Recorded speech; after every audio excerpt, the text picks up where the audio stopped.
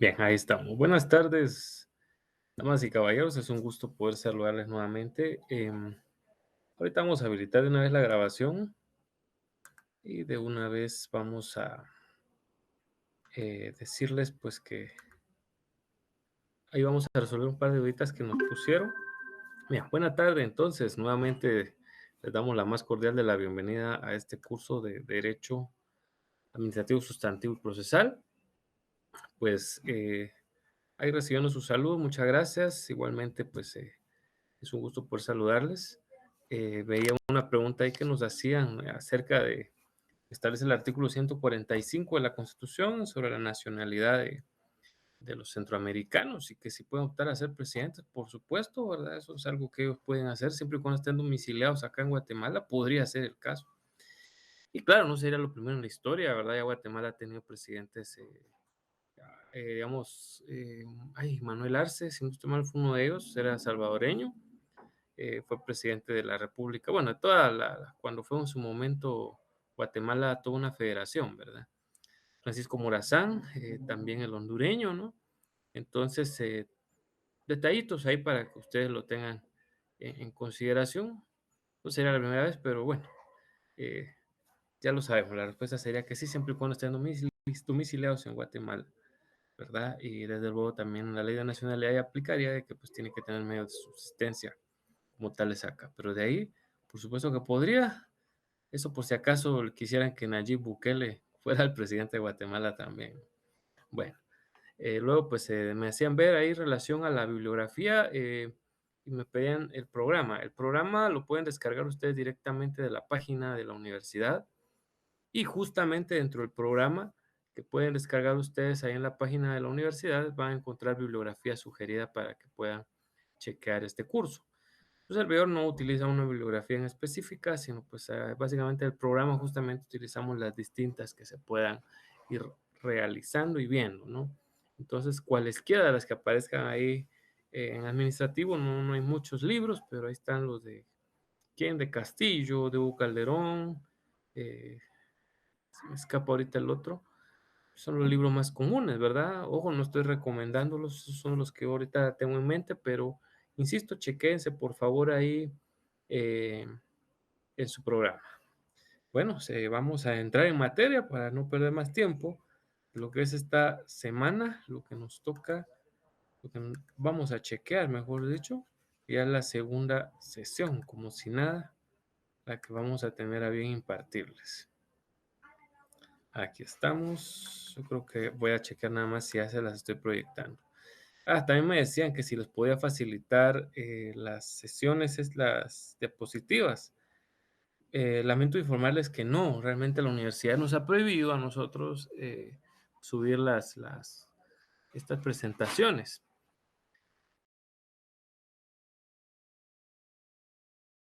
Entonces, pues esa es la circunstancia, ¿verdad? No es algo personal ni una negativa mía solo porque sí. Pues ahí tenemos una prohibición, ¿verdad? Y pues la tenemos que acatar en ese sentido. Pero bueno, tomemos nota ahí de lo que vayamos viendo del análisis. Hoy vamos a chequear justamente como temática qué es el derecho administrativo. Vamos a ver justamente una definición al respecto. Vamos a estar verificando también qué objetivos tiene, ¿no? Los principios, porque eso es muy importante en cualquier rama del derecho. Vamos a ver también a la administración pública en sí. Luego estaremos verificando los sistemas administrativos distintos que hay, las características que tienen y la relación del derecho administrativo con otras ramas del derecho.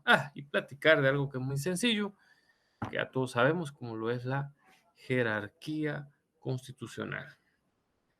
Bueno, pues dicho entonces, entremos en materia. Aquí tenemos una definición, esta es del el jurista Montoya. Él nos refiere qué es el derecho administrativo.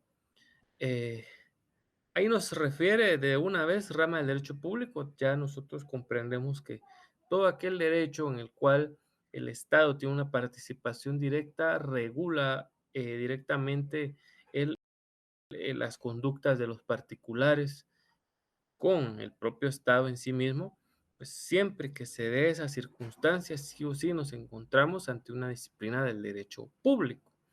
Entonces, el derecho administrativo, desde luego, no es la excepción, ¿no? Es desde luego eh, el más público de todos, llamémosle así, porque desde lo sustantivo ya nosotros nos damos cuenta de la situación pública, de cómo el Estado pues está justamente regulando eh, todo ese andamiaje, ¿no?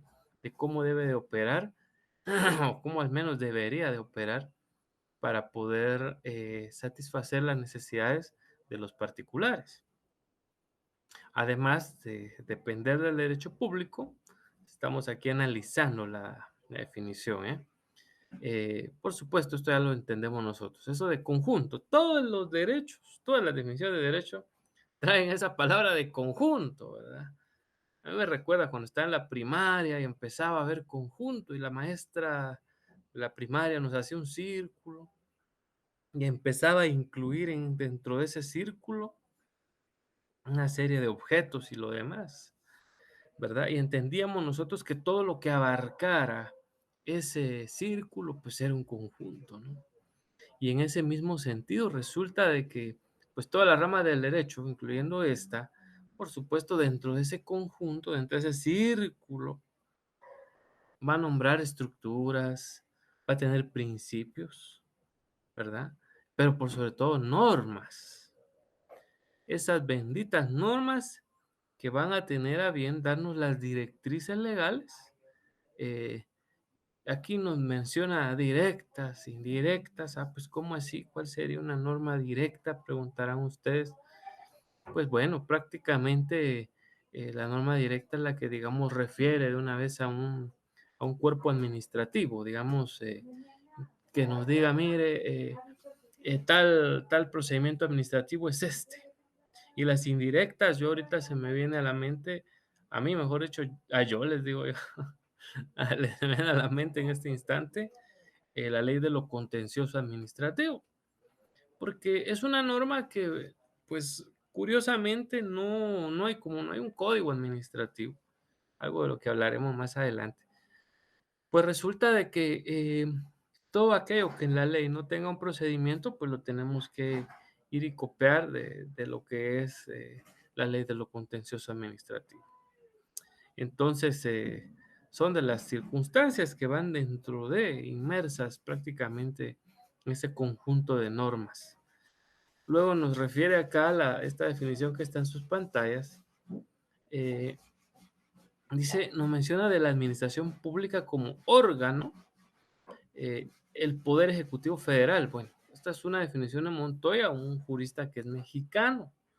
Guatemala no es una federación, es una república central, si lo queremos ver en esa, en esa definición propia de lo que es. Entonces nosotros podemos excluir esa palabrita de esta definición, ¿no? Entonces, que regulan actividades directas e indirectas de la administración pública. Para ser específico, podrían decir ahí del organismo ejecutivo, pero no solo resulta que el derecho administrativo ve regulación de normas del ejecutivo, no, también hay de las entidades descentralizadas y de las entidades autónomas. Todo eso también forma parte de ese conjunto de normas que lleva intrínsecas o intrínseco el derecho administrativo. ¿Qué le parece? Y bueno, ahí también dice la definición, funcionamiento y control de la cosa pública. Interesante, ¿no? La palabra cosa es muy legal, aunque no se crea. No coso, ¿eh? Esa es una derivación actual de la forma mal hablada, llamémosle así, en la que estamos recayendo las personas, quién sabe por qué motivo. El caso es de que la cosa es la palabra correcta, cosa pública, ¿verdad? Es decir, todo lo relacionado con el Estado, lo que nos está tratando de decir como tal la definición. Y algo muy importante, como se los hice yo ver antes, ahí en la última línea dice sus relaciones con los particulares. Es que el Estado tiene que decir la forma en que él se relaciona con el particular, ¿verdad? Es decir, le tiene que poner en qué casos, los plazos que tiene para hablar, cómo debe dirigirse, ante qué autoridad, etcétera, ¿no? Todo eso el Estado lo tiene que efectivamente ir manejando. Entonces, habla también de servicios públicos, por supuesto, también está normado. Y en fin, todas las actividades estatales. Esto es una definición muy, pero muy amplia del señor Montoya. Ustedes la quieren delimitar, hacer más pequeñita. Bueno, yo la dejaría como rama del derecho público que encierra un conjunto de estructuras, principios y normas que regulan las actividades entre el Estado y los particulares. Ahí está, resumen. Más resumida, conjunto, así de sencillo, de normas, principios que regulan las actividades entre los administrados y el Estado. Ahí está. Nótese que ahora dije los administrados y los particulares, y ahí son lo mismo, pues, ¿verdad? Entonces, son lo mismo. No hay ningún inconveniente con dicha circunstancia. Entonces, al simplificar la definición, yo creo que ustedes ya se dieron cuenta de las palabras clave que tiene que tener la misma, ¿verdad? Derecho público, conjunto de normas, eh, actividades entre Estado y particulares. Esas son las palabras claves que tienen que llevar siempre, sí o sí, una definición del derecho administrativo como tal. Aquí pusimos la de este señor Montoya. Hay muchas, muchas definiciones. Y es así, de veras. Puse la de él porque es una de las más amplias, ¿eh? Hay otras que son más escuetas, pero que en síntesis prácticamente llevan el mismo contenido. Eso sí, ténganlo por favor ustedes siempre en cuenta. Perdón. Luego, pues pasamos a ver cuál es el objetivo, cuál es el sentido, la razón de ser del derecho administrativo. Bueno, ni modo. Administrar a todo un conglomerado, a una población, eso no es algo que pueda constituirse o imaginarse remotamente que es sencillo. Al contrario, siempre va a generar conflictos, puede generar inconvenientes, máximo porque en países como los nuestros, el Estado, aunque se pasa siempre de la raya, hay muchos servidores públicos que quieren hacer las cosas más allá de, y no falta pues cuando también se quieren pasar de vivos, decimos nosotros. Entonces, no hay elementos confiables en los estados, en los países como el nuestro, lamentablemente. Entonces surgen los llamados conflictos. Y este derecho administrativo justamente tiene como objetivo solucionar esos benditos conflictos de trabajo que puedan tener, de trabajo, por lo que estoy hablando yo, disculpe, eh, esos conflictos administrativos, perdón, entre particulares y el Estado propiamente dicho. Entonces, eso, damas y caballeros, es en esencia eh, directamente el objetivo, ¿no? Solucionar, nótese que dice solucionar. Eh, el derecho administrativo definitivamente pues no puede ser, llamémosle así, ponerle trabas o buscar de alguna forma u otra perjudicar al particular. No es ese su espíritu, no es esa su esencia. Y de eso vamos a hablar ya en breve, ¿no? Así puede que hemos presentado para ustedes esta definición junto con el objetivo que tiene el derecho administrativo. Bueno, ahora vamos a analizar en primer momento, pues ya sabemos qué es el derecho administrativo, qué es la administración. Y vamos a ver dos de los principios principales dentro del derecho administrativo. Primero dice la definición de administración. Ahí la tienen ustedes en sus pantallas. Eh, Como siempre, a mí me gusta analizarla, no solo leerlas. Yo pienso que eso es una falta de respeto, ¿verdad? Para cualquier estudiante o para cualquier persona, porque se le lee a alguien pues que no sabe leer, pienso yo, ¿verdad? Entonces, por eso es que solo leerla no pienso yo que sea algo que le cause respeto a las personas. Pero sí la vamos a ir justamente analizando ahí. ¿Qué es administración para empezar? Porque ya sabemos que es derecho administrativo, pero ¿Qué es administración? Entonces, me gusta a mí esta palabra de serie de etapas, ¿verdad? Porque en una administración hay eso, ¿no? Una serie nos está diciendo de que están prácticamente, si bien no alineadas, hay un grupo de etapas que se van cumpliendo en algún momento determinado. Ah, y les voy a mostrar, les voy a recordar, mejor dicho, un simple y claro ejemplo. Todos somos, al menos todos nosotros somos ciudadanos guatemaltecos, los que estamos ahorita en línea platicando y ustedes escuchándome, definitivamente, eh, cuando hemos pedido los antecedentes penales o policíacos, que nos piden la carencia, ahí vemos claramente cómo se dan esa serie de etapas. Si ya lo han hecho en línea, que es importante que nos vayamos modernizando. Yo también soy de la generación, de hecho, pues soy de la generación X, dicen, que somos aquella generación que vimos muchos cambios en muy corto tiempo y que fuimos testigos de varias cuestiones. Somos una generación híbrida, nos decían por ahí, y hasta cierto punto es cierto, porque vimos nacer la computadora prácticamente con el boom que tal, los videojuegos, etcétera, y en ese orden de ideas, que ahorita estoy hablando de la generación que tiene que ver con estas etapas, pues justamente en el derecho administrativo, así como vimos nosotros que la computadora y salió el Windows 95, que fue una revolución, vinieron otros Windows, cada quien más modernito, con mejor carga de aplicaciones, etcétera. Pues lo mismo pasa acá, ¿no? Empieza en el derecho administrativo con una etapa y pedimos nosotros, y eso era lo que venía, pedimos en línea nuestra carencia de antecedentes penales, las pedimos en línea y tiene una etapa ahí en la que yo vengo, hago el pago y hasta lo puedo pagar en línea sin necesidad de ir directamente ¿cómo se llama este? Al banco. Puedo ir definitivamente a hacerlo en línea. ¿Y qué le parece? Ya sucedió, ¿no? Ingreso ahí y cuando me voy a sentir, ya hice el pago y ya me cayeron los antecedentes, mi carencia, ¿no? De antecedentes policíacos. Interesante. Entonces, es una etapa. ¿No? Ahí también dice la palabra sucesivas, o sea, es decir, una después de la otra en perfecto orden. Hace poquito también pagamos nuestro impuesto de circulación, pero antes de pagar el impuesto, ¿qué tiene que hacer usted? Verificar que no tenga multas, ¿cierto? ¿Mm?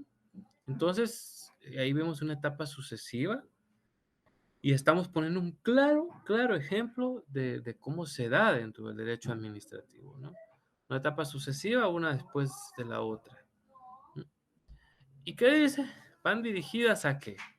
Pues ni modo, el Estado tiene sus propias metas, tiene sus propios objetivos y por supuesto, mediante esa situación de realizar esos actos, prácticamente, pues, en teoría, ¿verdad? Hay un aprovechamiento racional de los elementos disponibles. Y digo en teoría porque estados como el de Guatemala gastan más de lo que invierte.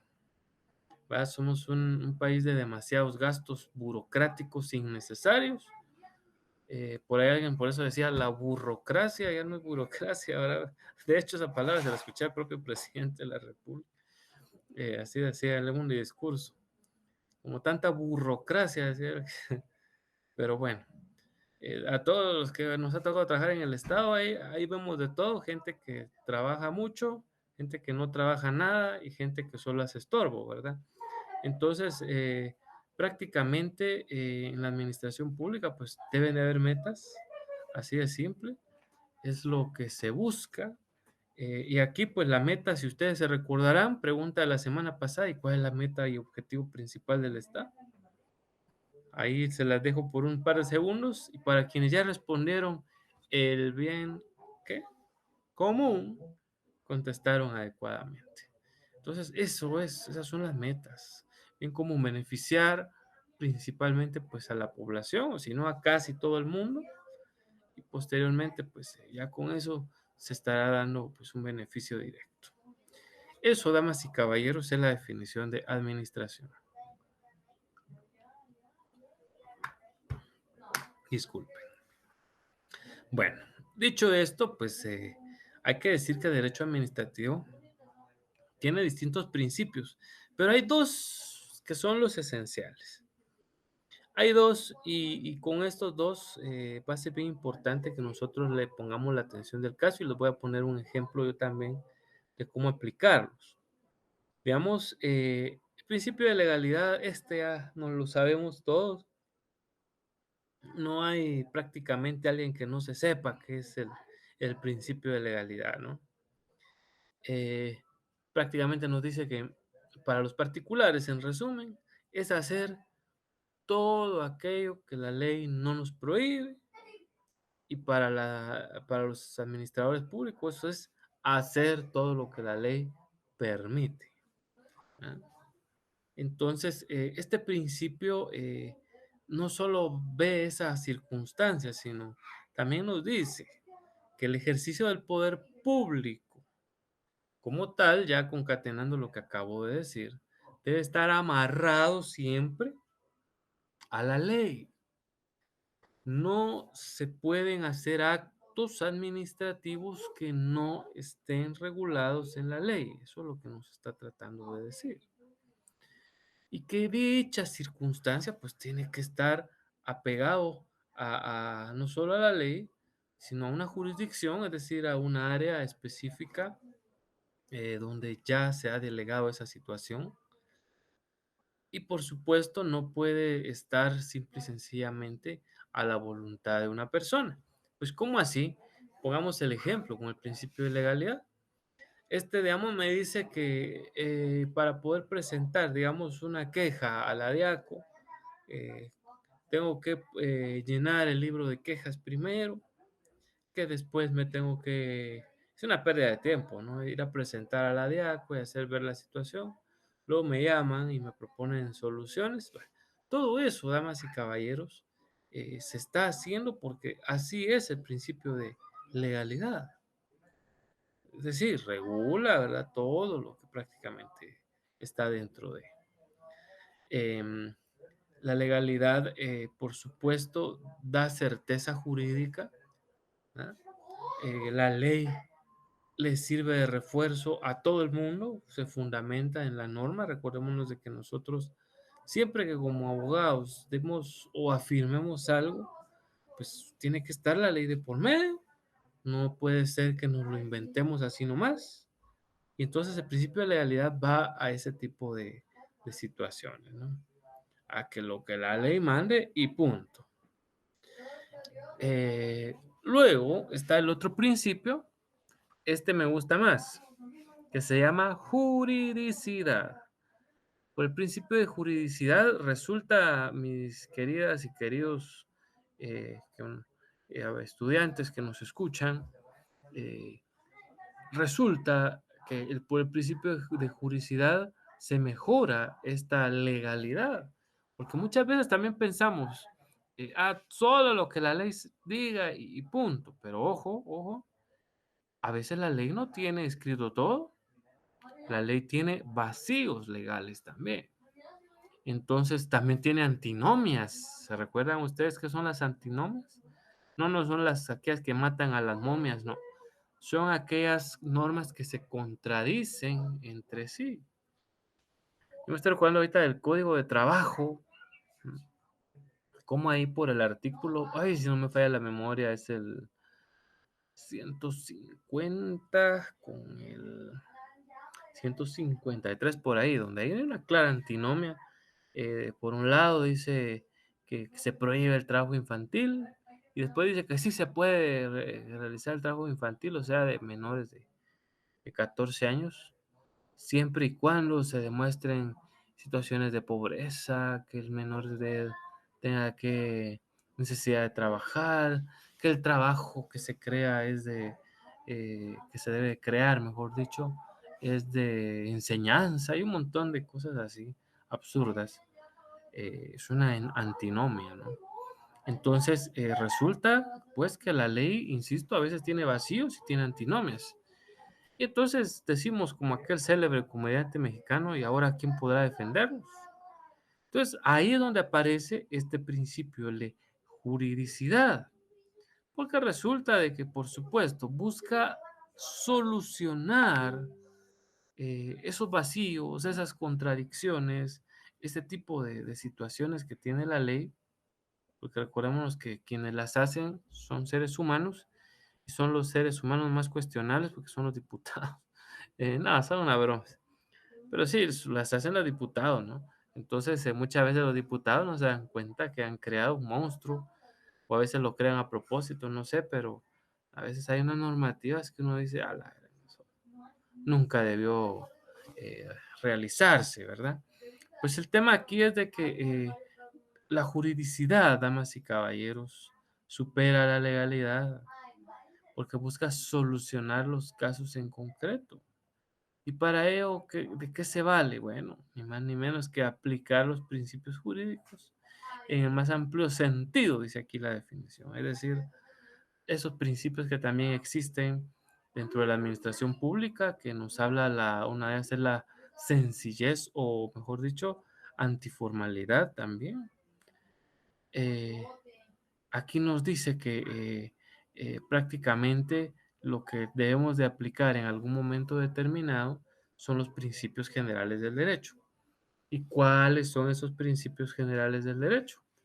Bueno, cosas tan simples como eh, lo que diga la propia Constitución, lo que diga el Código Civil, todas esas cuestiones las vamos a aplicar en algún momento determinado para poder eh, facilitar la temática dentro de la administración pública. Ahora vamos a poner un poco en acción estos principios y les voy a contar una historia real de aplicación de estos principios. Bueno, eh, trabajaba en una entidad del Estado hace unos 5 o 6 años atrás y ahí presentaban eh, los recursos de revocatoria en contra de las resoluciones que emitía el director. Allá se tenía la costumbre, le habían dicho a todos los asesores en esta entidad del Estado, de que el recurso que carecía de alguno de los requisitos contemplados en el artículo 11 de la Ley de lo Contencioso Administrativo, tenía uno que ver, ahí están los artículos, ahí se la tienen a la mano, creo que ya pueden chequearlos.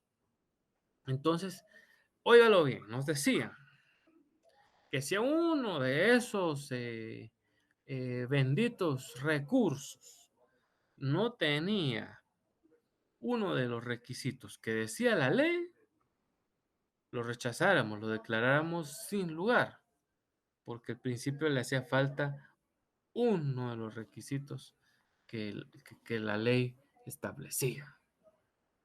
Vaya. Y si ustedes miran el artículo 11 de la Ley de lo Contencioso Administrativo, pues ahí están los requisitos, ¿no? Desde cómo debe hacerse prácticamente el memorial, todo eso está ahí. Ahora bien, sucedía algo. Rechazábamos los asesores eso, algunos, como su servidor, tenía sus dudas porque decía, ay, porque solo estamos rechazando, no estaremos violentando derechos. Y ocurría algo más. Venían entonces, cuando veníamos a sentir se rechazaba ese recurso, porque la autoridad después resolvía que sin lugar por el recurso, porque definitivamente pues carecía de elementos legales. Ahí si usted se da cuenta, nos estábamos agarrando absolutamente del principio de legalidad. Pero venían y ellos interponían luego una acción de amparo y luego venía la Corte de Constitucionalidad y obligaba a que entráramos a conocer el recurso. ¿Qué pasó? Si estábamos basándonos en la ley, pensaban algunos. Otros recordábamos este principio, miren, este segundo que está en sus pantallas, la juridicidad. ¿Mm? Ese principio lo estaban violentando allá en la oficina. Digo, lo estábamos, mejor dicho, porque lo estábamos violentando por malas instrucciones, por querérnoslas llevar de muy legalistas. estábamos omitiendo, mejor dicho, el principio de juridicidad. ¿Qué era lo que teníamos que hacer entonces? Eso nos decía la CC. Y a la CC nos lo había dicho, que si alguno de los recursos interpuestos le hacía falta algo, teníamos que darle el tiempo a la otra parte de subsanar los errores. Le teníamos que dar un tiempo racional para que subsanara los errores. No en todos lados del estado pasa así. Bueno, a partir de ese entonces, de hecho, se acumularon varios amparos. Lo discutimos así, grupo de abogados. Habían, recuerdo yo, un par de colegas. En este caso, fueron 2 damas y un caballero. Éramos ahí como unos 9 abogados. Eh, ellos se aferraban hacia la legalidad. "Pero es que así la ley ya hizo los requisitos, porque los magistrados". Yo era uno de los que le llevó la contraria y les decía: "La juridicidad, no estamos en derecho penal o en derecho civil, esto es administrativo, señores, ¿ah? Y recuérdense que uno de los principios es la juridicidad". Recuerdo que había uno de los que me decía: "Pero, ¿y dónde dice la ley de la juridicidad?". No, eso es doctrina de la iglesia, eso es doctrina. Recuérdese, si algún día leyó a fulano de tal, eso es doctrina, ¿ah? Pero es doctrina que se hace realidad. Y si ustedes miran ahí en la Corte de Constitucionalidad, yo les invito a que cuando tengan tiempecito ahí se metan a ver jurisprudencia y denle ahí eh, principio de juridicidad. Uf, hay jurisprudencia de eso, ¿verdad? Sobre todo en materia administrativa. La CC dice que hay mucha severidad cuando se rechaza así porque sí un recurso, cuando si bien acabamos de leer que también, y voy a regresarme al anterior, que dice que uno de los objetivos del derecho administrativo, ¿cuál es? Solucionar los posibles conflictos, ¿no? Y si rechazando un recurso, ¿estoy solucionando los conflictos? No, los estoy agravando, ¿no? No estoy solucionando nada. Entonces, en ese orden de ideas, es de que vemos nosotros cómo pega esta situación. Y la juridicidad está, y nos dice que aplíquese, si no, ¿verdad? Los principios jurídicos, las normas, la doctrina, los principios generales del derecho. Entonces, eso, damas y caballeros, es juridicidad. Después de eso, en esa entidad del Estado, por supuesto, siempre que le faltaba algo a un recurso, se le interponía el previo. Eso es lo que tiene que ser, el previo. Y ustedes dirán, ay, no, pero, porque insisto, hay abogados que lo hacen, pero los previos son necesarios. Recuerdo yo, miren, cuando he casado gente ahí en el RENAP y todo, todos los notarios, alguna vez se nos ha ido algo, a un detalle chiquitito. En una ocasión yo no me fijé que el apellido de mi clienta no se tildaba, fíjense, de una de las, ya ni me acuerdo cuánta gente he casado, pero una de estas señoras que yo casé, pues normalmente su apellido lleva tilde, acento ortográfico, pero en una ocasión, en esa ocasión específica, su DPI no llevaba tilde. No recuerdo si su apellido era Juárez o algo así. O sea, lleva la tilde en Juá, esa, ¿verdad? Entonces yo se lo tildé, no me percaté, no sé qué pasó, que dentro de su DPI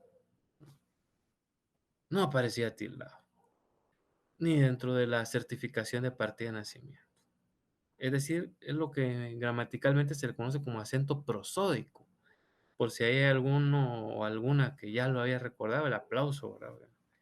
Me gusta que también en derecho los abogados y notarios tenemos que también manejar de gramática, ¿verdad?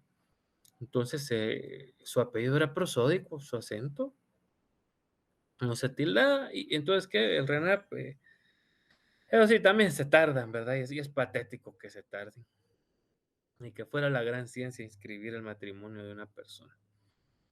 Entonces me ponen el previo, ¿no? Regrésese dentro de 15 días, a ver, tiemparrajal exagerado. Regresé y fíjese que hay un previo. Puchis, ¿y por qué? O sea, hay un error, como quien dice.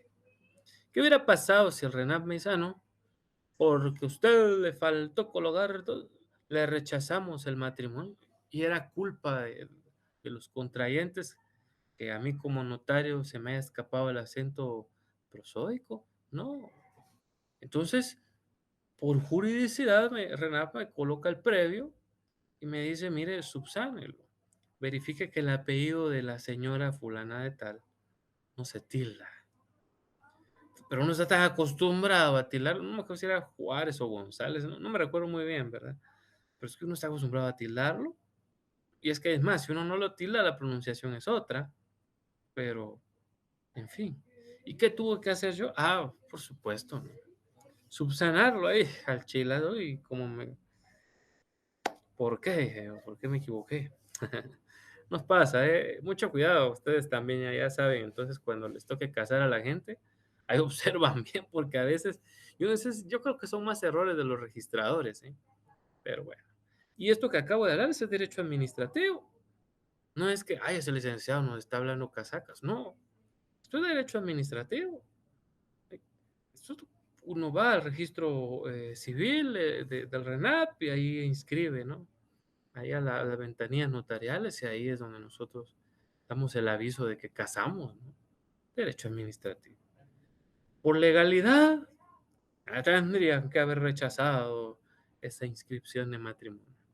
Por juridicidad, por aplicar esos principios generales del derecho que dicen, no, no, no.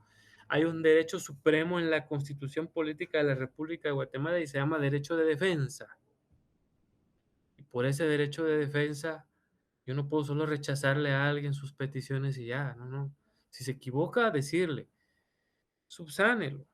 Le doy el plazo racional de los días, porque no voy a decir ahorita cuántos, porque eso varía según la entidad del Estado, según la normativa aplicable, etcétera, ¿no?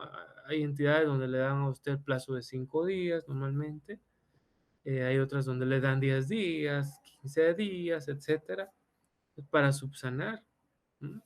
Entonces, no estoy hablando de temas judiciales, acuérdense, aquí estoy hablando de temas administrativos. Entonces, el derecho administrativo varía según cada entidad del Estado. No se sorprendan ustedes que si les falta algún requisito, entonces le den un previo ahí, fijándole un plazo para que usted lo subsane.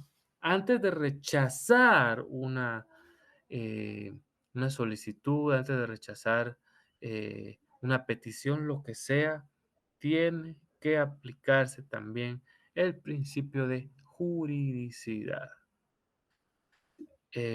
Hago énfasis porque definitivamente es posible que esté hablando aquí con un futuro o futura jefa, jefe de alguna sección donde lleguen peticiones, si no es que ya han llegado, ya ustedes saben de qué estoy hablando entonces, y hay que aplicar la juridicidad, ¿no? Hay que aplicarla. Ahorita estoy pues trabajando igual por otra entidad del Estado y me decían también en una ocasión, ay, si rechazamos la petición, no, no, no. Mire, y les contaba la historia. En otra de entidades donde trabajé y si tenía esa misma mecánica. Y no, no está bien. Aparte de que no toda la gente va a tener para dinero para interponer una acción de amparo, hay que respetar la libertad y el derecho de las personas. Pongámonos también en los zapatos cuando nos toca hacer a nosotros particulares, le decía yo, y le recordaba este principio de juridicidad, ¿verdad? Y pues ahí estamos, ¿verdad? La fecha, pues sí tiene razón de veras, ¿vale? Que me decía que la juridicidad está, no se nos puede escapar. Así que ya lo saben mis muy apreciables. Bueno, dicho esto, por supuesto, ustedes dirán, ay, pero no hay más principios del derecho administrativo. Bien, uno de los que a mí me gusta citar es que en materia, perdón, en materia administrativa, uno de los principios es que es escrito. ¿No? En materia administrativa, si no hay oralidad, todo se hace por escrito. Otro de los principios es la sencillez y falta de formalidad. ¿Necesita usted un abogado o abogada para interponer un recurso para pedirle algo al Estado? No, no lo necesita. Entonces hay sencillez, ¿verdad? Y falta de formalidad. Eso es sería otro de los principios. Y usted dirá, bueno, ¿y por qué no están aquí escritos? Porque son principios generales del derecho, por eso. Entonces, que ya están inmersos dentro del derecho administrativo. Y eso de que sea sencillo, ahí está. Cuando ustedes ya litiguen, pues ya lo saben, tienen que, como abogados, eso sí, traten de hacer las cosas bien, hacer un memorial así bien formalito y todo para que también, muy feo que el LIC o la licenciada, ¿no? Conociendo la ley, no cumpla con, ¿verdad? Entonces, ahí estamos, avanzamos. Perdón. Ahora hablamos de la autonomía del derecho administrativo. Bueno, el derecho administrativo efectivamente es un derecho autónomo. Eh, ¿Por qué? Bueno, tiene definitivamente una razón de ser. Entonces, aquí en sus pantallas dice que porque hay una declaración de voluntad administrativa, eso pues lo refirió una colega, lo respeto, pero no es principalmente por eso, ¿no? Principalmente es por lo último que ahorita voy a citar, que el derecho administrativo es autónomo. Tiene sus propias instituciones. Usted dirá, pues ¿cómo así? Sí. El derecho administrativo tiene sus propias instituciones. ¿Como cuáles de ellas sería? Bueno, eh, podemos citar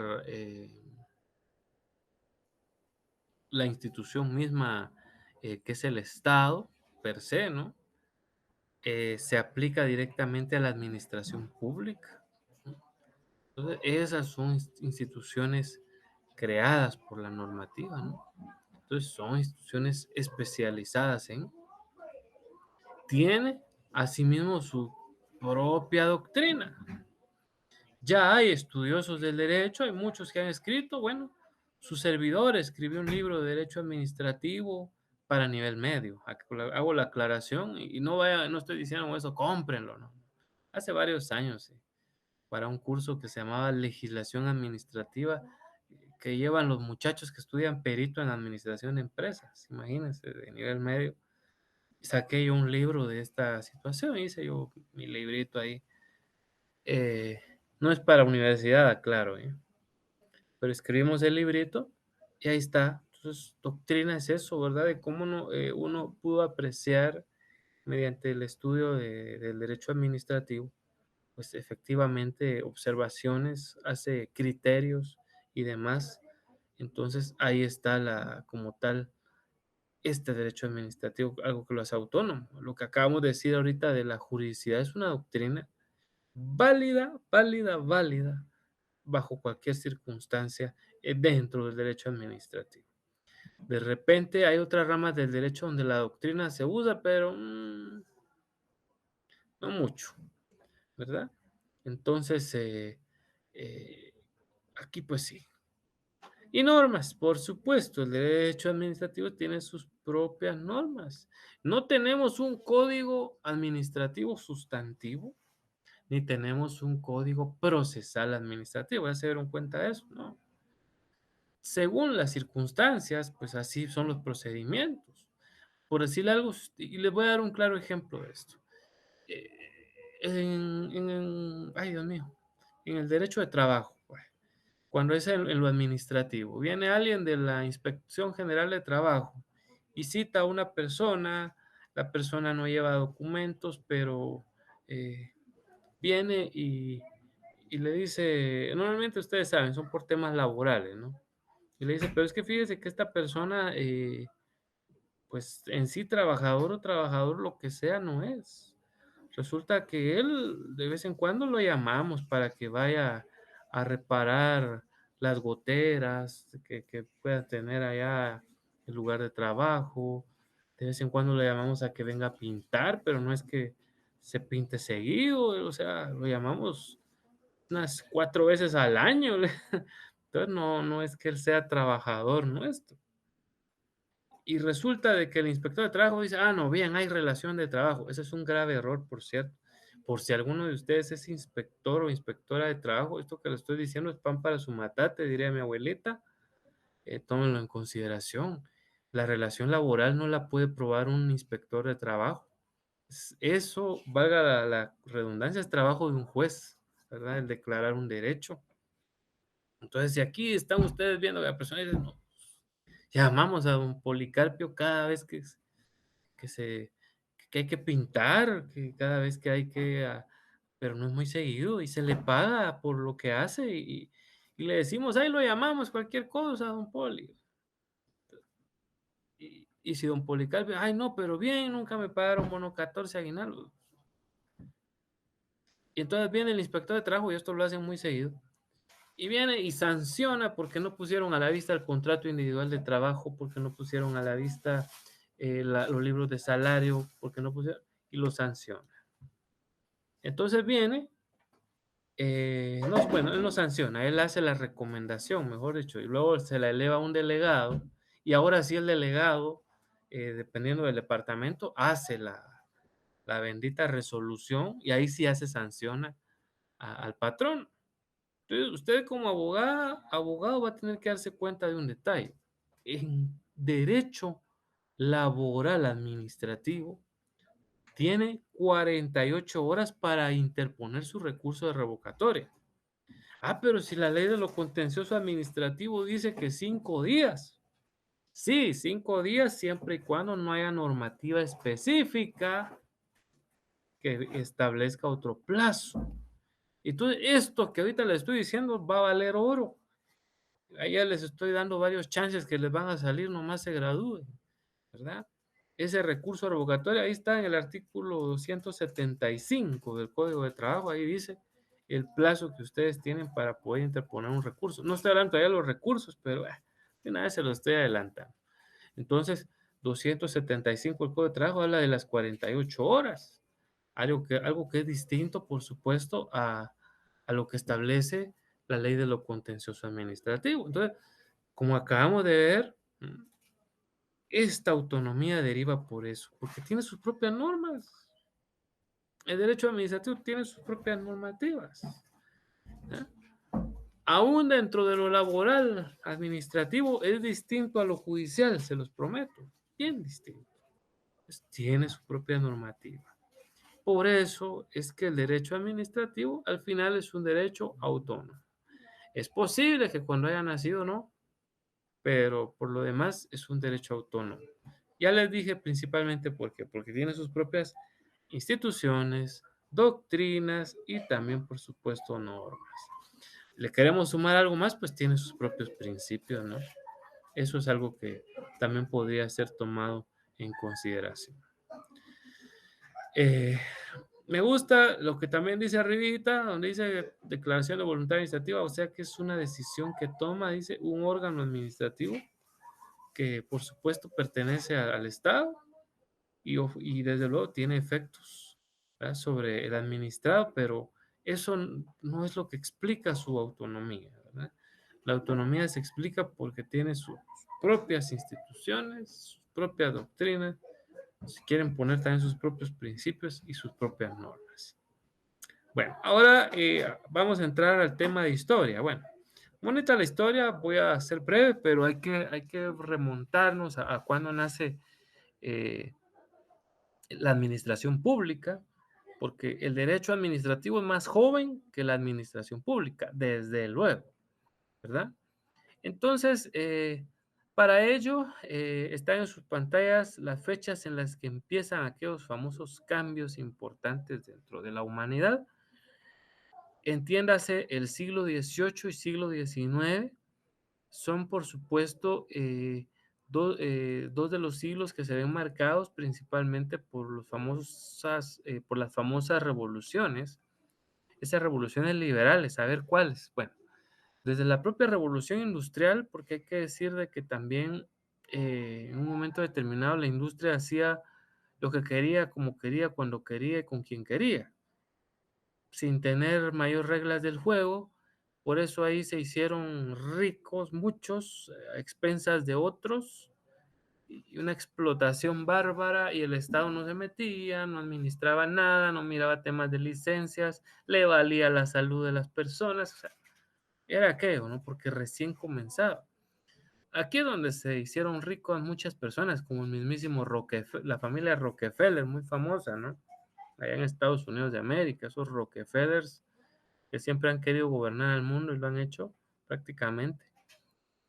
Pues prácticos ellos se empiezan con una situación ahí, eh, con la revolución industrial, ¿verdad? Insisto, hacían lo que querían, como querían y con quien querían. Hay otras revoluciones que sí son más positivas, aunque la industrial es muy positiva, desde luego, desde el punto de vista del desarrollo humano, en cuanto a la tecnificación, el crear productos en masa, pues muy positiva en ese punto la revolución industrial. Previamente ya se había ocurrido la Revolución Francesa, que un par de siglos antes, ya en el siglo de las luces, había dado de qué hablar con la Declaración de los Derechos Universales del Hombre y del Ciudadano, pero usted se da cuenta, estas últimas revoluciones, entiéndase revolución industrial, sí podemos estar hablando de otra revolución como lo fue la revolución bolchevique, allá soviética, y demás, pues van poniendo eh, definitivamente una serie de situaciones importantes, ¿no? Que al mundo van haciéndolo cambiar. Entonces, vamos a ir viendo de que empiezan a nacer más repúblicas, y esto hace que haya una situación de administración distinta. Se están cayendo las monarquías por toda Europa. ¿Mm? Son pocas las que van quedando. Surge el sistema presidencialista, y a partir de esta situación vamos a ver de que el Estado empieza a someter, ¿verdad? A los monarcas y a los propios gobernantes. Es decir, ya no como decía don Enrique VIII, que se recordarán que lo mencioné la semana pasada, que él decía el Estado soy yo, decía don Enrique VIII, que seguramente no descansa en paz. Bueno, a saber, ¿verdad? Pero no creo. El caso es de que el Estado empieza a ver reducidas esas situaciones. De hecho, con la Revolución Francesa, que esta sí no fue del siglo XVIII, sino fue prácticamente del siglo XVII, eh, vamos a ver nosotros que ya desde ahí hay un sistema eh, muy importante, porque esta revolución le quitó primero la cabeza a los reyes, primero lo sometió, mejor dicho, a Luis XV y ay, ¿cómo es que se llamaba?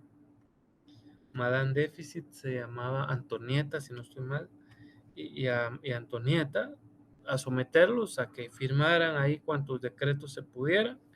Ya cuando dijeron, bueno, ¿y para qué tenemos reyes? Mejor matémoslos. Pues los decapitaron, ¿verdad? También eso se le llamó el terror allá en Francia, esa época del terror donde mataban. Ya después la propia revolución se convirtió en un órgano de mucha represión, ¿no? Y mataba gente a diestra y siniestra. Entonces, resulta, ¿verdad?, de que vemos nosotros cómo se empieza a dar ese sometimiento de los estados, eh, pues al derecho, un derecho que ya no solo está para satisfacer, para darle vía a la clase poderosa, sino que también ya es un derecho que ayuda a la clase social en menor protección, a la clase social que más sufre, ¿no? Esa es la realidad. Entonces, ahí vemos de esas revoluciones liberales, insisto, la que más llamaría la atención es la propia revolución industrial. Yo me mencionaba la bolchevique, pero esta ya es de inicios del siglo XX, para ser preciso. Antes ya habían habido pues otras revoluciones de tinte político, ¿verdad? En Europa y en América en relación al tema este industrial. Bueno, eso es del lado de la historia, ¿verdad? De cómo vamos viendo de que ya que se empieza a crear un sistema presidencialista, pues se empieza a armar una administración pública real, Antes el gobierno del monarca decía todo lo que se debía de hacer, no tenía ministros. Eh, Hoy en día, pues ya vemos nosotros que la gran mayoría de países, aún monárquicos, tienen sus ministros. Y para darles un ejemplo, hablo de Inglaterra misma, ¿no? Inglaterra, si bien es cierto, es una monarquía donde aún la reina Isabel, pues sigue siendo la reina, una reina que parece que no se muere nunca, dirán algunos. Algunos otros dicen que es reptiliana, en fin, una serie de tonteras. Lo cierto es de que ella ya es un claro ejemplo de una monarquía que se ha sometido al derecho, que se administra de otra forma, ¿no? Ella será muy la reina, pero hay un primer ministro que es el que se encarga de coordinar todos los asuntos administrativos, ¿verdad? Como tal.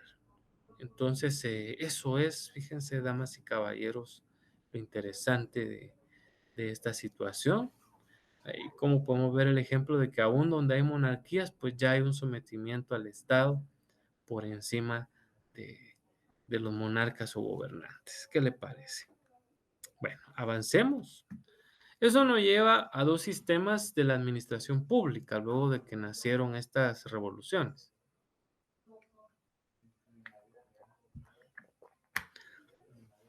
Bueno, ¿y cuáles son esos dos sistemas de administración pública? Primero, el sistema inglés, por eso es que se llama anglo, ¿verdad? Porque viene de inglés. O también conocido solo como sistema sajón, porque digamos a quienes les llaman, a quienes son, mejor dicho, descendientes de los ingleses, entiéndase los estadounidenses principalmente, ya no usan el término de ser eh, anglo, ¿verdad? Sino ya de ser sajón, nada más. Entonces, el sistema anglosajón y sajón, o sajón si le queremos decir, es efectivamente uno de los que desde luego se da. Y aquí tenemos el claro ejemplo de lo que yo les decía. Impera desde luego Inglaterra. Inglaterra, que propiamente es un país, pero que vive unida con otros países como lo son Escocia y Gales, forman el Reino Unido, un pequeño archipiélago allá al norte de Europa. Entonces, ahí vamos a ver en Inglaterra, si ustedes viajan ahí algún día, ahí nos traen un recuerdo, y van a darse cuenta que las relaciones allá de públicas son distintas acá en América. Es decir, no hay derecho administrativo. Los abogados ingleses no tienen que estudiar derecho administrativo. Ustedes dirán, ¡hala, qué chilero! Mejor me voy a estudiar a Inglaterra. Sí, no hay un derecho administrativo per se, ¿verdad? Entonces resulta, y ustedes dirán, bueno, pero si no hay derecho administrativo, ¿cómo es la cuestión allá en Inglaterra? Bueno, lo que sí hay es, por supuesto, un derecho civil que es muy amplio. ¿No? El derecho civil allá en Inglaterra, pues es el que toma las directrices como tal de lo que viene a ser eh, la administración pública, ¿no? Y la relación entre eh, los particulares y el Estado. Entonces, eso es prácticamente derecho común allá. Y pasa muy seguido. Es decir, ¿quieren ver ustedes en Inglaterra eh, cómo interponer un recurso? Váyanse al Código Civil inglés.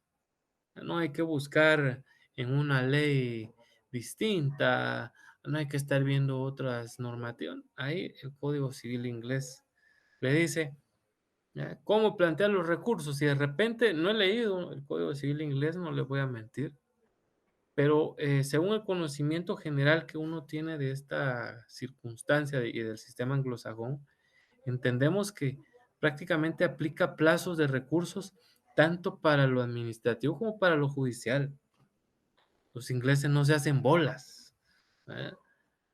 Y los abogados ingleses estudian menos que nosotros, se los prometo, estudian menos leyes que nosotros, a los abogados acá guatemaltecos, ¿verdad? Incluso la carrera de derecho allá es mucho más corta que la de acá. A los 3 años ya uno puede estar obteniendo su licenciatura, eso sí lo sé de muy buena fuente y fuente muy fiable, y no como acá, que solo para cerrarnos tenemos que hacer 5 años, siempre y cuando no tengamos retrasadas, hay que también hagamos más largo nuestro. Pero claro, nosotros también nos dan 3 títulos, ¿verdad? Un grado académico, mejor dicho, y 2 títulos. Entonces, como que sí vale la pena estudiar un poquitito más. Bueno, y contrario sensu al sistema anglosajón está el sistema francés. ¿Y por qué se llama sistema francés? Bueno, hace un rato ya les mencioné uno de los hitos más importantes. Y acabo de decir hitos, no dije mitos, ¿eh? Hitos con H, H de huérfano, ¿eh? Hitos, o sea, grandes acontecimientos. Eso es un hito, es un enorme acontecimiento. Ahorita podemos decir guatemaltecos que uno de los grandes hitos fue que la selección sub-20 fue el segundo mundial. Por así dar un ejemplo, ¿no? Para que estén ustedes ahí un poco, no tan aburridos. Pues, un hito es para el mundo la Revolución Francesa, ¿verdad? Porque vino como ya dijimos, a frenarle la mano a los monarcas y creó, por consiguiente, un derecho administrativo que nació a partir de esa revolución como tal. Este señor, de apellido Robespierre, es a quien yo recuerdo más, de la lectura de historia de la Revolución Francesa, pues fue prácticamente el sucesor de los monarcas y por así decirlo, quiso llevar a cabo una figura como la de presidente de Francia, pero luego él empezó ahí sí que se corrompió Robespierre, perdón, se corrompió él solito y empezó a hacer y a deshacer. Y al final la propia Revolución Francesa terminó por condenarlo a la muerte. Él se quiso pegar un tiro, lo único que hizo fue destruirse la mandíbula y así todavía lo fueron a decapitar, que ahorita que todavía está vivo, matémoslo. Bárbara la historia de este señor Robespierre, pero dejaron como legado después de todo, ¿verdad? Un sistema administrativo que por cierto es el que aplicamos en Guatemala, si ya hacemos la pregunta formal, bueno, ¿y cuál de estos dos sistemas aplicamos en Guatemala? ¿El sistema anglosajón o el sistema francés? Pues la respuesta es que nosotros usamos un sistema como el francés, ¿verdad? Aquí hay un derecho especial que es el que regula la administración pública, ¿verdad? Es decir, las relaciones que tienen que darse sí o sí entre el Estado y los particulares.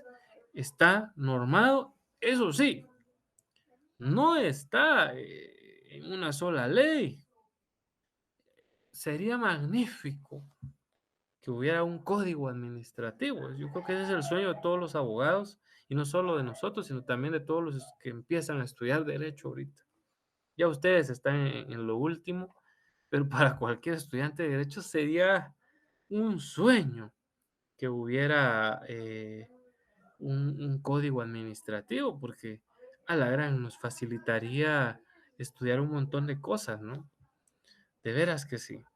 No obstante, pues no se ha hecho y no se ve en el horizonte ni la menor, llamémosle así, ni el menor indicio, mejor dicho, de que se vaya a hacer uno, porque también recuerde que el Estado no solamente tiene entidades centralizadas, sino que también hay entidades descentralizadas y autónomas. Entonces, ya regular lo que establece a estas otras entidades es imposible, ¿verdad? Porque son legalmente entidades que se han desarraigado, ya sea de forma completa como las autónomas o de forma parcial como las descentralizadas. Entonces, simple y sencillamente, pues por eso es casi que imposible que haya un código administrativo. Mientras tanto, pues seguimos estudiando las más de 170 leyes de carácter administrativo que existen. Imagínense, permítanme, voy a hacer enciendo acá una luz porque, sí, ahí estamos. Ya está poniendo acá un tanto oscuro. Bueno, son las, ¿qué? 18 horas con 20. Bueno, aún nos quedan 25 minutos de nuestra sesión. Entonces terminamos, recordémonos esta parte, pues, no voy a decir que terminé la clase. Terminamos esta parte recordándonos que hay dos sistemas de la administración pública, un anglosajón, ¿verdad? Que prácticamente, ya dijimos, lo lleva el derecho civil, y este es típico de país allá del otro lado del mundo, Inglaterra, por eso es anglo, ahí se acuerda, ahí viene la palabra anglo. Y el sistema francés, pues obvio, este sí está más fácil, ¿no? ¿Por qué se llama francés? Pues porque es producto de la Revolución Francesa, ¿no? Y crea un derecho especial que es el que se está ocupando de regular lo que hacemos los particulares, lo que hace el Estado. Entonces esa relación está plenamente regulada. Ese es un sistema francés, diría alguien por aquí. Y ojo, no necesariamente en el procesal civil encontramos todo, ¿no? Todas las leyes administrativas tienen prácticamente su propia normativa, las 170 tienen procedimientos y según la entidad que sea del Estado, pues también varía el procedimiento como tal. Así que ya lo saben, esto es prácticamente los dos sistemas que hay y ya les dije cuál es el que sigue Guatemala, ¿no? Está más enfocada al sistema francés. Bueno, avanzamos entonces, mis muy apreciables, y vamos a ver ahora qué características tiene el derecho administrativo.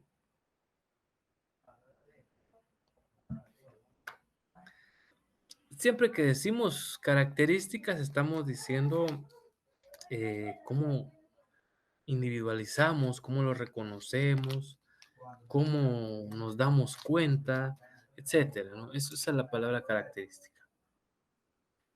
Disculpen, ahí nos metimos un dulcito a la boca que ya de hablar la garganta se nos está quejando un poco.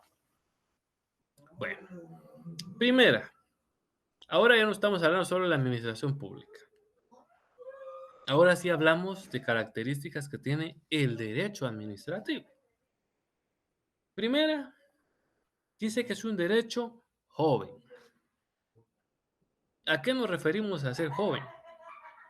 Repito, este derecho no nació con los romanos. No nació con los romanos. ¿Mm? Los romanos no heredaron un derecho administrativo. Crearon un jus civili, o sea, un derecho civil.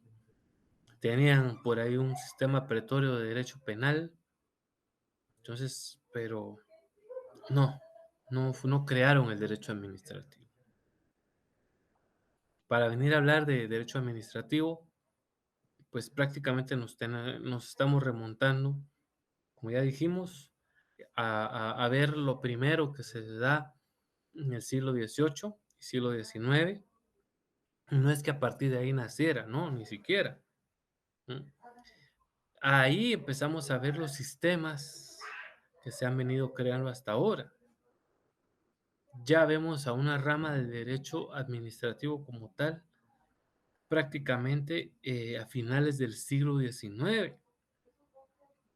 Entonces, por eso el derecho administrativo, lo hemos dicho, es un derecho joven, no es un derecho antiguo, como los otros dos derechos que mencioné antes, el penal y el civil. Aquí hay un grado mucho mayor de brecha de nacimiento de un derecho y del otro. Segunda característica que tiene el derecho administrativo es que no está codificado. ¿A qué nos referimos a eso? Bueno, aquí tengo en mis manos un código, ¿no? Ahí está, el código de trabajo, ahí lo tengo en las manos. No sé ni por qué lo tengo aquí tan cerca. Ah, es que hace un rato dimos clase de procesal laboral. Ahí está codificado, ¿no? Todas las normas laborales, bueno, o no todas, las normas laborales principales están acá en el código de trabajo. Inclusive, hay hasta norma adjetiva aquí, dentro de un solo código. El derecho administrativo no tiene esa característica. Si yo les dijera ahorita qué normas tenemos que tomar en consideración, y ahí sería una pregunta que me hizo una damita que me decía, ¿qué leyes tenemos que ver aquí? Uf, Dios mío. Citemos algunas, porque si no, no voy a terminar hoy. Aparte de la Constitución Política de la República de Guatemala, que es la principal. Tendríamos que ver la ley de orden público, que también es de carácter constitucional, la ley de libre emisión de pensamiento. Ya de las leyes ordinarias, pues la ley de lo contencioso administrativo. Yo diría que también tendríamos que ver la ley de contrataciones del Estado, la ley de ingresos y egresos, ley orgánica de presupuesto de ingresos y egresos del Estado. Em, bueno, imagínense, tendríamos que ver las normas de las leyes orgánicas de todas las entidades em, descentralizadas, entiéndase, de Confederación Deportiva Autónoma de Guatemala, del IX, de, ay, ay, ay, de RENAP, de, bueno, en fin, imagínense. Ahorita una que acaba de salir que se llama Ley de Simplificación de Trámites Administrativos. Esa, está importante esa ley, mis apreciables, ¿eh? Está bien importante porque con esa nos está diciendo que todos aquellos documentos que ya tiene la entidad ya no se los debe de pedir al particular.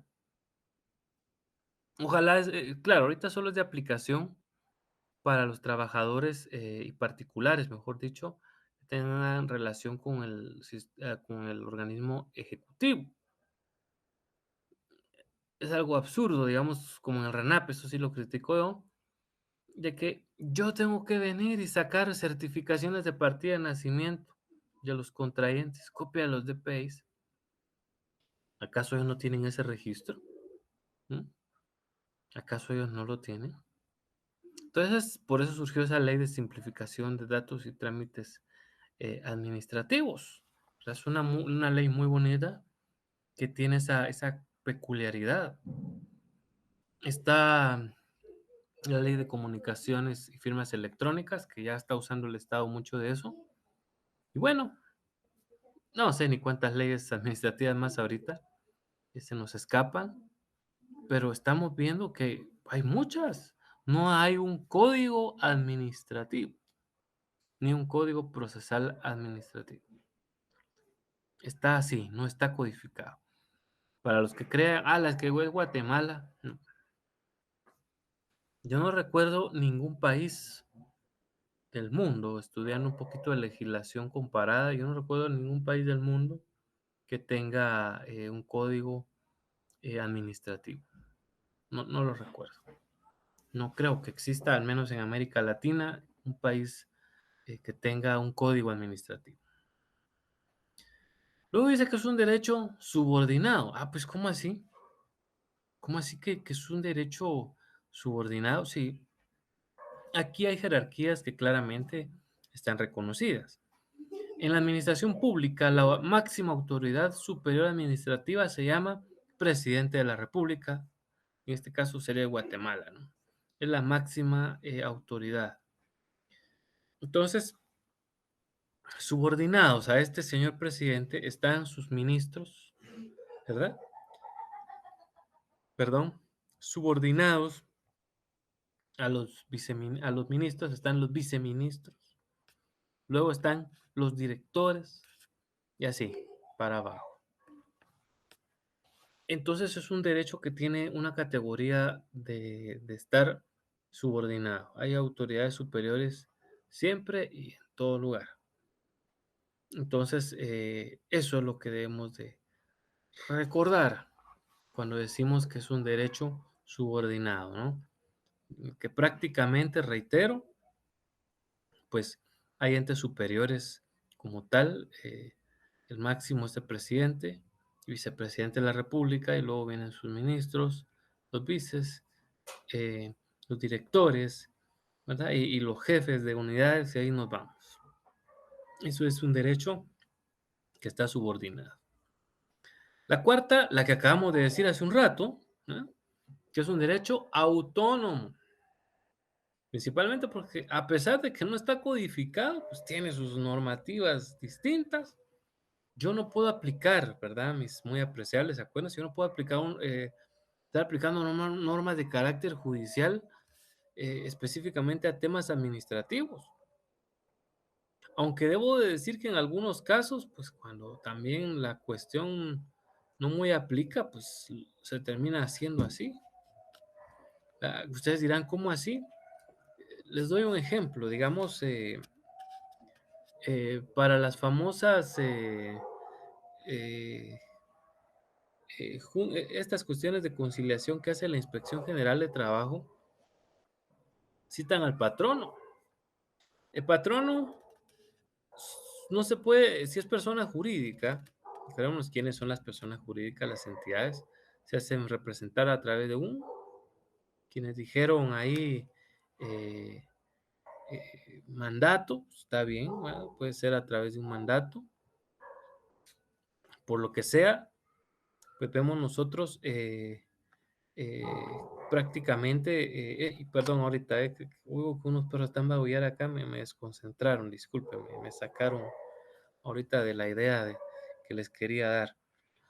Pero bueno, entonces decimos que es un derecho autónomo porque no tiene, no depende de otros, tiene sus propias normativas. Y, yo les estaba diciendo ahorita de la normativa que a veces se usa supletoriamente en materia laboral. Entonces, si el patrono, si es persona jurídica, se cita a una reunión de conciliación y él no asiste argumentando de que su representante legal está mal, que el representante legal está en otra audiencia judicial, no se puede, porque ahí sí se aplica el artículo 336 del Código de Trabajo, que establece que pues solamente se puede excusar uno una vez y que sea por temas de enfermedad. Así es pues de que ya lo sabe. Luego tenemos que es poco formalista, esto yo se lo decía antes, ¿eh? Yo lo decía que era más principio, pero no, es una característica del derecho administrativo, que es poco formalista. ¿Cómo así? Repito, se necesita de auxilio profesional para hacer una solicitud a la autoridad administrativa. No, no se necesita de auxilio profesional. ¿Se necesita de estar haciendo memoriales y todo eso? No se necesita. Puede ser en una hoja de papel de lo que sea, puede hacer usted una petición al Estado. Em, bueno, ¿qué más? Inclusive, bueno, y tengo que pedirle a alguien que comparezcan 3 testigos y que, mano, no, no es algo que se necesite. Este derecho carece de esos elementos formalistas. Esto es más sencillo, ¿verdad? Así es. Por ahí una vez me decía alguien, pero es que tenemos que aplicar la norma con todo su rigor. No, no, no. Y tienen que venir así, hasta en un folder. No, no, no. Eh, a veces uno tiene muchas contravenciones con colegas, ¿verdad? Pero le decía, mire, esto se sale del derecho administrativo. Usted no le puede pedir a una persona que para tramitarle una solicitud le traiga folder, porque esto es derecho administrativo. Y en administrativo los formalismos es lo de menos. ¿Y para qué quiere los folders? Gente que ni siquiera tiene idea ecológica, ¿no? ¿Para qué queremos tanto folder? ¿Será posible de que se pueda hacer una petición simple y sencillamente de forma electrónica?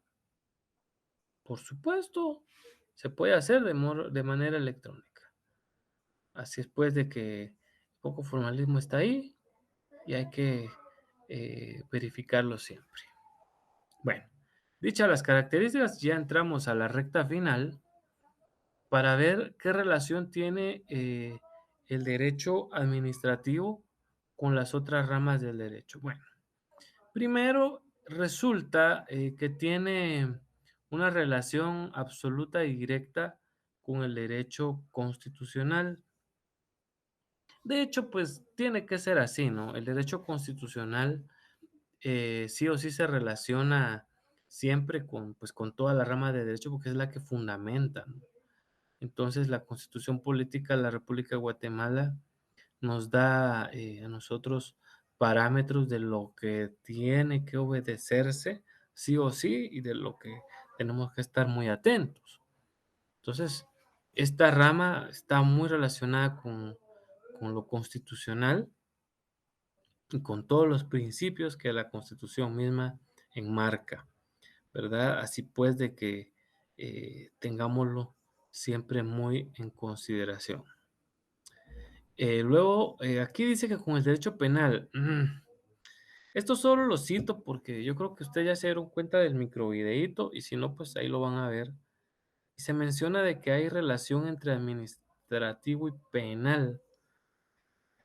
Ay, no, casi no hay relación. La verdad que se relaciona muy poco, porque el derecho administrativo, es más, tampoco se relaciona, eh, que ustedes van a ver que uno tiene una persona, un funcionario público, puede tener obligaciones, o mejor dicho, infracciones administrativas sin llegar a tener nunca una infracción penal. O viceversa, ¿no? Alguien puede llegar a tener muchos, muchos problemas penales y nunca haber tenido una infracción administrativa. Entonces, ahí está, insisto, porque la colega, pues, que grabó la clase lo mencionaba. No obstante, pues, este servidor reitera, esa relación con el derecho penal es ínfima, es mínima. No se le ve por qué lado realmente puede haber una relación ahí de uno con otro, ¿verdad? Pero bueno, se mencionó y por eso es que nosotros también la contenemos aquí, aunque aclaramos que realmente no existe mucha relación. Luego, damas y caballeros, pues está el derecho procesal civil. Este sí, porque llega un momento, sobre todo si algún día les toca a ustedes litigar ante un tribunal de lo contencioso administrativo, van a tener que utilizar en algún momento determinado el Código Procesal Civil y Mercantil y todas sus reglas de aplicabilidad, porque como ya dijimos, no hay un Código Procesal Administrativo, entonces yo me tengo que ubicar en muchos puntos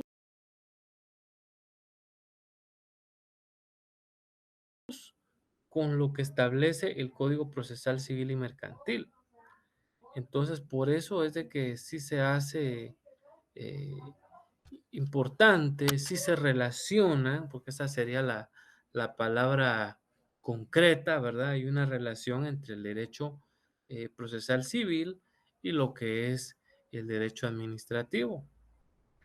Voy a tratar de recordarme en qué, les voy a decir en qué casos.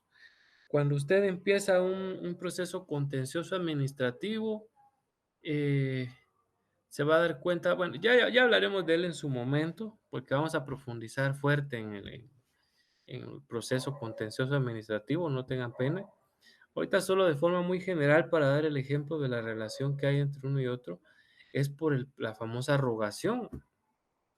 Eh, Usted viene y en materia administrativa, en materia primero civil, usted no le dice al juez que notifique a la parte contraria, el juez no lo va a hacer. Si usted no le dice al juez, señor juez, abra prueba, ¿verdad? El juez no va a abrir la prueba. Si usted no le dice al juez, emita sentencia, o mejor dicho, al tribunal, porque no es un juez, ¿eh? Si usted no le dice al tribunal de lo contencioso administrativo que emita sentencia, el tribunal no lo va a hacer. Y usted dirá, bueno, ¿y eso qué fácil es? Entonces, sí, eso se llama caducidad. Y esa caducidad, según el Código Procesal Civil y Mercantil, se alega, ¿no? Y es hasta de oficio. Después de 6 meses sin actividad, se puede aplicar la caducidad de instancia. Se puede decir, bueno, ya que la persona esta no reclamó, aceptó todo. Se puede decir, bueno, ya que la persona esta no reclamó, aceptó todo. Esto, damas y caballeros, que acabo de describir es la relación entonces que prácticamente tiene el derecho procesal civil con el derecho administrativo, ¿verdad? Aquí sí hay esa relacioncita.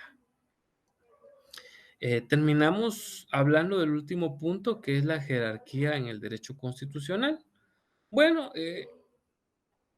Este punto es más del derecho constitucional, pero por algún motivo está aquí dentro del programa y pues lo tenemos que hablar. Por mí no hay problema, a mí me encanta el derecho constitucional, pero uno pensaría que cada cosa en su lugar, ¿verdad? Pero bueno, como la Constitución es una norma suprema del país, pues debe relacionarse con todo.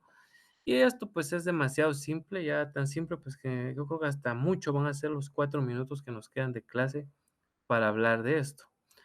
Pero la Constitución Política de la República de Guatemala ya nosotros sabemos que es la norma suprema del país y por eso refiere al artículo 175 de la Constitución propiamente dicha.